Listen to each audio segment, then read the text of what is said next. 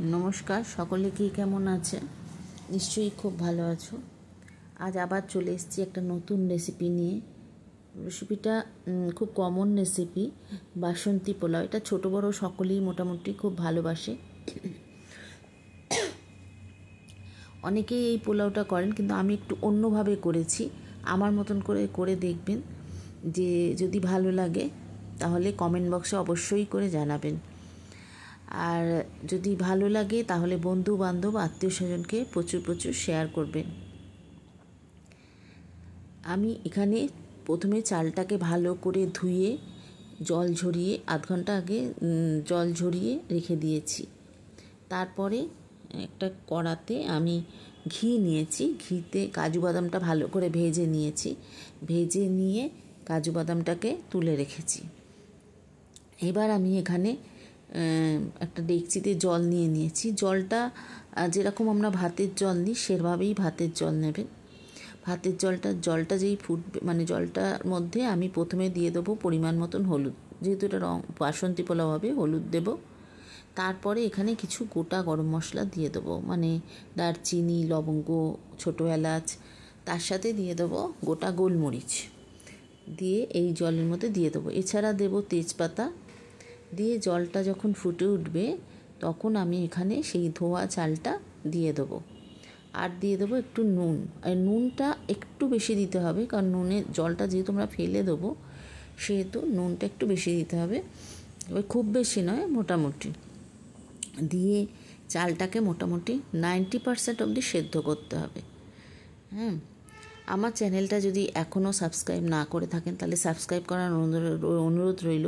আর পাশে থাকা বেল আইকনটা মেরে দেবেন, যাতে আমার সমস্ত রেসিপিগুলো প্রথমেই যায়।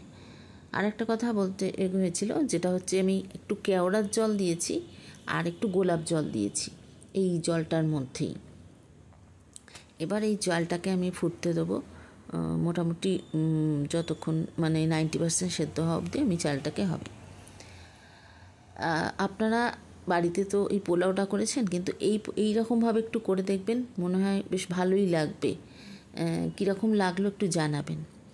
তা এইটা যখনই আমি জলটা ঝরিয়ে নেব, জলটা ঝরে যাওয়ার পরে ভালো করে জলটা ঝরিয়ে নিতে হবে। জলটা ঝরিয়ে নেওয়ার পরে আমি একটা পাত্রে, মানে এখানে কড়া নিয়েছি আমি, প্রথমে আমি একটা ভাতের লেয়ার দেব। ভাতের লেয়ারটাকে একটু ছড়িয়ে দিয়ে দেবো। দিয়ে এর উপরে আমি একটু চিনি, প্রথমে একটু ঘি দিয়ে দেবো, আর তারপরে একটু চিনি ছড়িয়ে দেবো। তারপরে দেব ওই কাজুটা আর একটু কিশমিশ। এরপরে আবার আমি ওই রকমভাবে ভাতটা দেব। দেওয়ার পর আবার ঘি, চিনি এবং কাজু কিশমিশ দেবো। এইভাবে 3টে লেয়ার মোটামুটি করে আমাকে এটা ঢাকা দিয়ে 10 মিনিট মতো রেখে দিতে হবে। আমি যা যা ব্যবহার করেছি এবং পরিমাণটা আমি ডেসক্রিপশান বক্সে দিয়ে দেবো, আপনারা দেখে নেবেন। এবার আপনারা যদি বেশি করেন কম করেন তাহলে সেই অনুযায়ী পরিমাণটা বাড়িয়ে কমিয়ে দেবেন।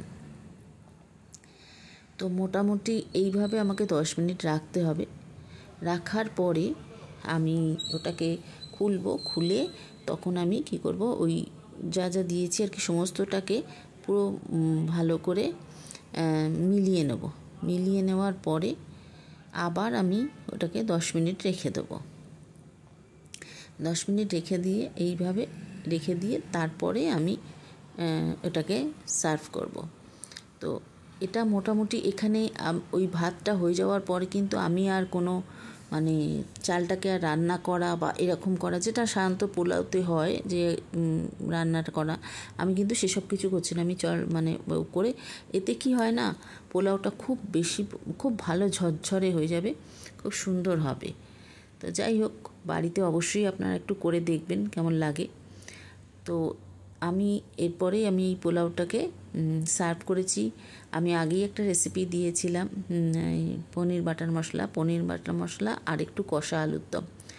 এগুলো দিয়ে খেলে পোলাওটা বেশ ভালোই লাগে। আমি ওইভাবেই সার্ভ করেছি। তো আজকে এই পর্যন্তই। আবার আসবো পরের রেসিপি নিয়ে। সবাই খুব ভালো থাকবেন, সুস্থ থাকবেন। নমস্কার।